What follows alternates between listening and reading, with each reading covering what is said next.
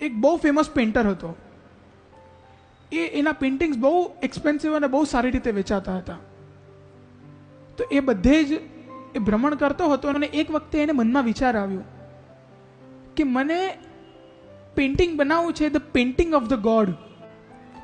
તેણે વિચાર્યું કે એવો કોઈ માણસ આપણે ગોતીએ જેના મોઢા પર તેજ હોય. તો ફરતા ફરતા ફરતા એક બહુ એને એવો એટલો તેજસ્વી માણસ દેખાયો કે એના મોઢા પર લાઇટ હતી. એ ઘોડા પર આવી રહ્યો હતો. તો એણે કહ્યું કે હું તારું પેઇન્ટિંગ બનાવું, મારે આ બનાવવું છે, the painting of the God. તો કે હા બનાવ ને, કેમ નહીં. તો એણે પહેલાં તો બધું ક્રોસ એક્ઝામિન કર્યું કે તું સારો, એટલે તો એણે જાણ્યું કે આ સારો માણસ છે કે નહીં. તો ખબર પડી કે નહીં, બહુ સારો માણસ છે. પેઇન્ટિંગ બનાવ્યું. એ પેઇન્ટિંગ કરોડોમાં વેચાઈ. હવે 10 વર્ષ પછી પાછી એની ઈચ્છા થઈ કે હવે મેં the painting of the God તો બનાવ્યું, હવે હું પેઇન્ટિંગ ઓફ ધ ડેવિલ એટલે રાક્ષસનું એક પેઇન્ટિંગ બનાવું છું. તો ફરવા લાગ્યો. ઘણા બધા વર્ષો થયા ફરતા ફરતા. પછી એને એક એકદમ કહેવાય ને રાક્ષસ જેવો, ડેવિલ જેવો જ માણસ દેખાયો. તો એણે ત્યાં જઈને એને અપ્રોચ કર્યું કે મને તારી પેઇન્ટિંગ બનાવી છે, મારે the painting of the devil એવી રીતે બનાવી છે, રાક્ષસનું પેઇન્ટિંગ.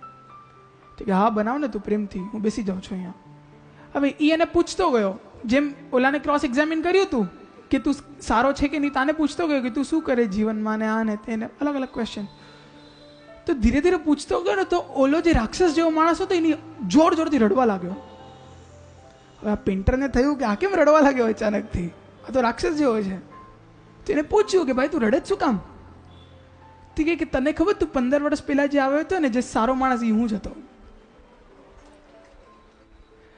આ મને સંગ દોષના કારણે કે જેની જોડે રહું છું ને એ લોકોએ મને આ મારો પતનનું કારણ થઈ ગયું છે, એટલે હું આજે મારી આ પરિસ્થિતિ છે. ઓલો તો પેઇન્ટર ત્યાંથી ઊભો થઈને ભાગ્યો કે આનો સંગ મને લાગી જશે તો મારી બી આવી હાલત થઈ જશે. જો વૈષ્ણવ એક આટલા સુંદર દેખાતા પુરુષને એક આવો અધમ દેખાતો પુરુષ કરી નાખે છે. સંગનો એટલો મોટો પ્રભાવ છે.